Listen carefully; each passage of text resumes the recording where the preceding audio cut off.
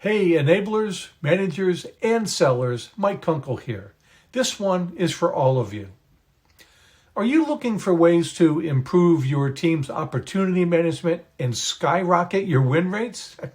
Who isn't, right? Well, look no further because today I'm going to share some advice on a few simple concepts that radically improve results. First up is qualification. Now, this seems obvious, but there are several levels to qualification that rarely get discussed. The first is determining the early qualification criteria required to continue talking to explore further. The second is the level of qualification needed a bit later to continue pursuing the opportunity, and you should make a purposeful determination on these. Qualification is also very contextual. On timing and urgency, as just one example, if your prospect initiated the contact, asking about timeline and assessing urgency is sensible up front. If you initiated the contact, timing is important, but not crucial immediately. And frankly, it's your job to uncover or create urgency and to build a compelling business case, assuming there is one. Ignoring these nuances and not training your team to apply judgment to address them is one reason that companies implement a qualification method and still don't see better results.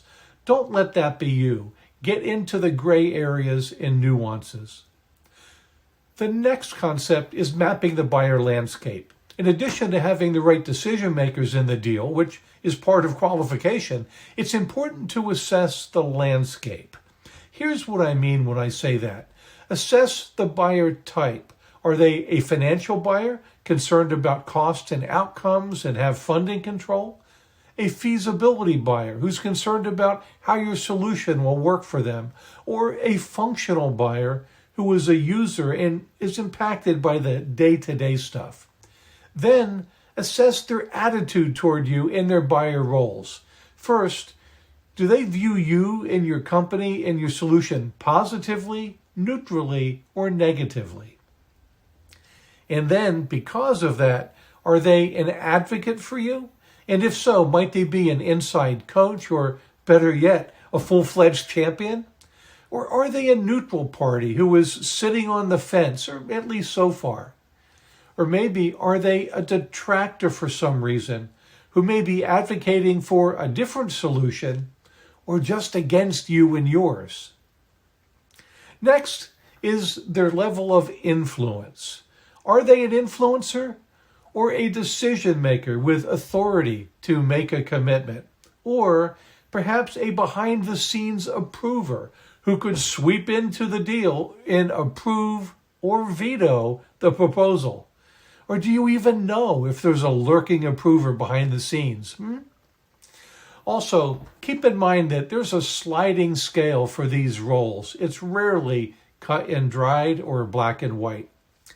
Once you have mapped this out, you'll have a much better understanding of your buyers and what you need to do differently to increase the likelihood of a win. Now, another important concept is buying process exit criteria. Look, every process has stages, stage names, objectives for each stage, tasks to be done, and exit criteria, or the things that must be completed in one stage in order to move to the next. So, buying process exit criteria then are whatever each decision maker needs to see, hear, feel, understand, or believe in the current stage of their buying process to feel comfortable moving forward to the next stage with you. For some buyers, exit criteria are the same, or the same at least in the current stage. But sometimes exit criteria may be very different. This is why selling to multiple decision makers is referred to as a complex sale. Most sellers, though, do the same thing the same way for every buyer every time. But when you uncover, clarify, satisfy, and confirm the satisfaction of the exit criteria for each buyer in each stage, you take the effectiveness of your opportunity management to a whole new level. Last thing, I mentioned creating a compelling business case earlier in qualification. When doing discovery, you need to document the current state and the desired future state, as well as impacts and possible outcomes, dollarize it, and then use that to show value and create a compelling business case for closing the gap. And then you need to communicate that value, not according to what you think it is, but based on how your buyers define value. And like exit criteria, it will be different for different buyers. By the way, everything I've shared today is straight out of Modern Sales Foundations, my sales methodology and training course at SPARXiQ. It's a consultative approach that is buyer-centric, value-focused, and outcome-oriented, created based on over 16 years of analyzing what top sales performers do differently.